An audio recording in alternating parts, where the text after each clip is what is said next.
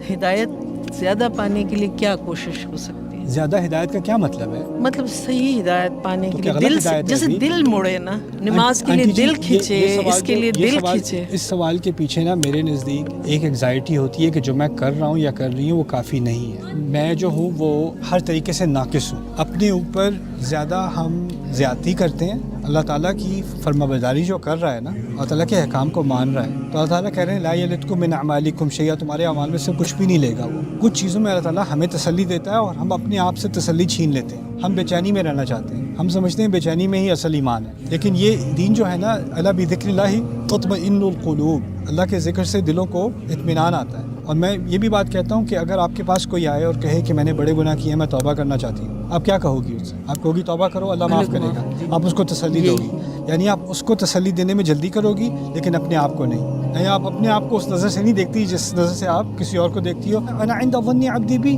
جیسا میرا بندہ میرے بارے میں سوچتا ہے میں ویسا ہوں۔